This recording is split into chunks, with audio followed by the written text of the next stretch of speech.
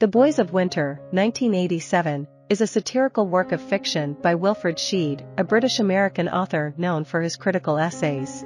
This novel also falls into the category of metafiction, as it explores the theme of fiction within the narrative.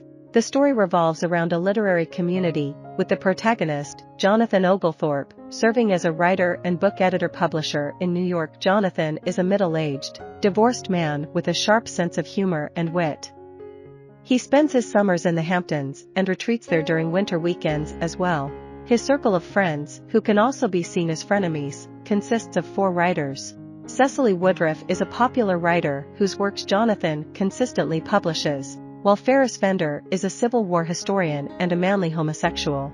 Among the group, Billy Van Dyne, a talented writer desperate for Jonathan's recognition, stands out, along with Waldo Spinks, a once-renowned literary figure now fading into obscurity. The plot thickens when Waldo, who had previously agreed to let Jonathan publish his next novel, shares a work-in-progress manuscript that satirizes an editor resembling Jonathan himself. This revelation unsettles Jonathan, especially when he realizes that he is also working on a novel centered around their group of friends in the Hamptons. Fed up with dealing with what he considers to be second-rate novelists, Jonathan is eager to tell his own story and step out from behind the scenes of publishing. Throughout the novel, Sheed skillfully employs wit and comedy to satirize the literary elite of New England. Themes of jealousy, power, desire, despair, helplessness, literature, friendship, and love permeate the narrative, providing a rich exploration of the dynamics within the literary community.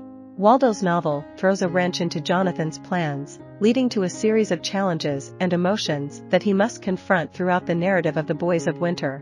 Insecurity, jealousy, and rivalry surface as Jonathan grapples with his ego and anger. The story gains momentum with the introduction of a softball team composed of the friends, but tensions soon arise within the team as well. However, some of the most engaging moments in the novel occur when the friends gather at Jimmy's Bar, a local watering hole, where they engage in witty banter and light-hearted mockery of the locals while discussing literature. Critics often highlight Sheed's descriptive prowess and clever dialogue in these bar scenes, while finding the subplot involving softball to be less compelling.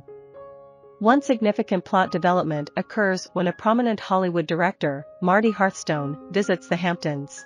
As Marty dangles the possibility of movie options, the local writers turn against each other, fueled by the allure of Hollywood success. The softball game between Hollywood and the Hampton writers exacerbates the rivalry. As the novel approaches its conclusion, the narrative takes an unexpected turn that some critics find jarring. The dark comedic brilliance that characterized the story gives way to melodrama.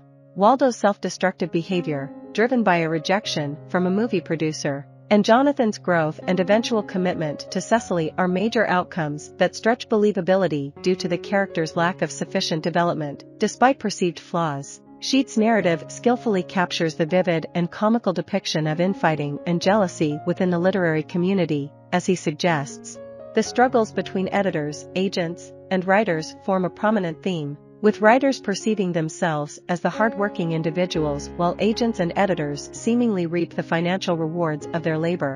In addition to The Boys of Winter, Sheed explores similar grudges and shortcomings in his other novels, showcasing his consistent exploration of these themes. Some of his notable works include The Hack, Max Jameson, Office Politics, and Transatlantic Blues, among others. I hope you enjoyed this video. Leave a like if you did and be sure to subscribe. Thank you.